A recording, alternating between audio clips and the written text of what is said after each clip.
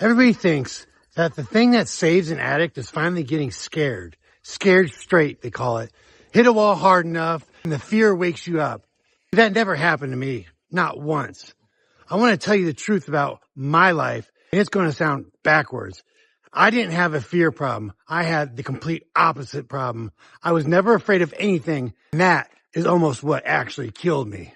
Let me back up. Before any of this, I was the guy you'd want in the worst moments of your life.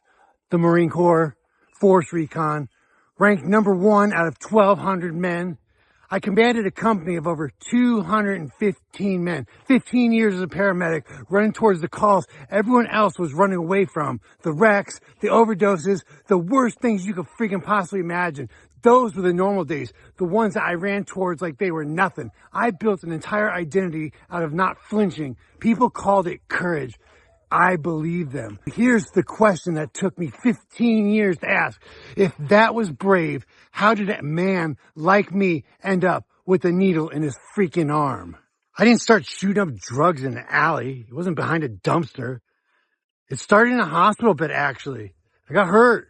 I got hurt bad. The doctor handed me that thing that would run my life for the next decade and a half. The first time it hit my system, I felt something I've been chasing my entire life without knowing it.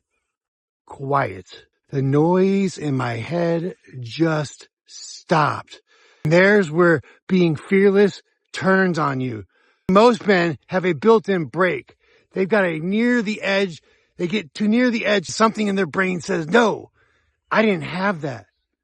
The overdose didn't scare me. Losing the job didn't scare me. The needle didn't scare me. Fear kept me alive. I trained mine out of me. Nobody warned me the same wiring that made me good in crisis would make me unstoppable at destroying myself.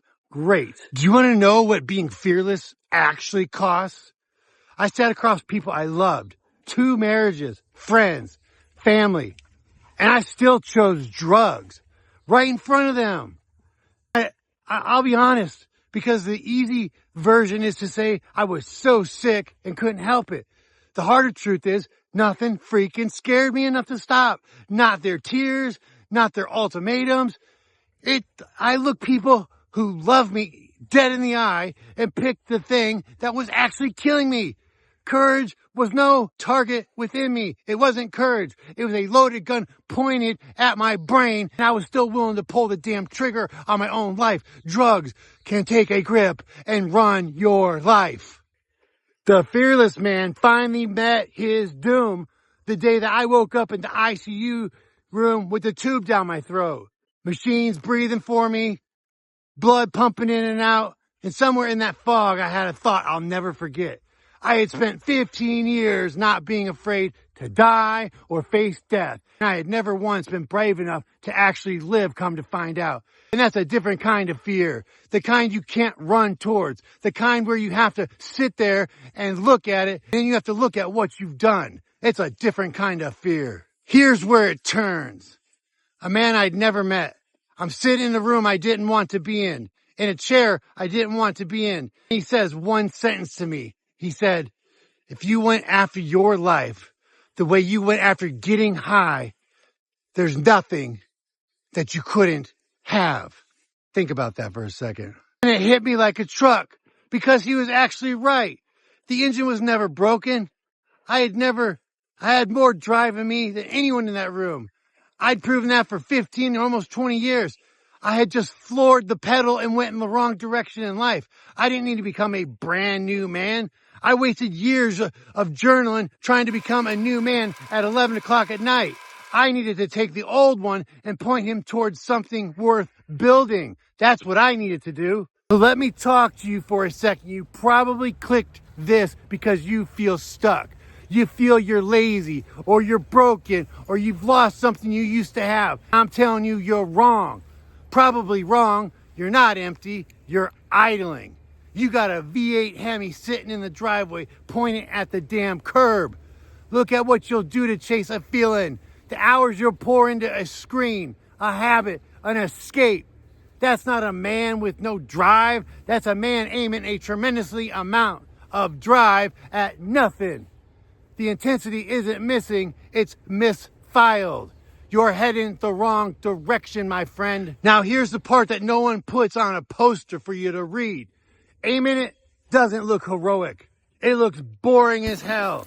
It's me up at 3:30 in the morning when nobody's watching and nobody's clapping when I'm out training, running. I'm running, which is exercising my body. I'm really sharpening my mind.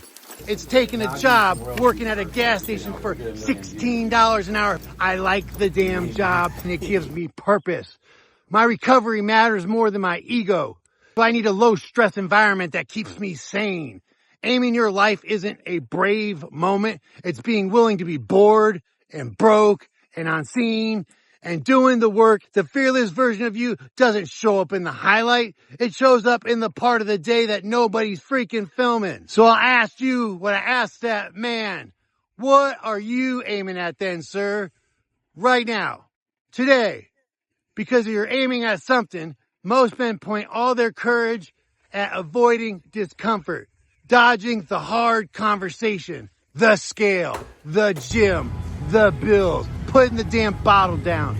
Listen, if you go through all that trouble to avoid feeling uncomfortable, that's all the proof you need that you got plenty of fight in you. You're just spending it running the wrong way. Your worth was never in being the most fearless guy in the room. It wasn't in the rank or how much muscle you had or the size of your paycheck. I had all that. And I still ended up on a ventilator about ready to die.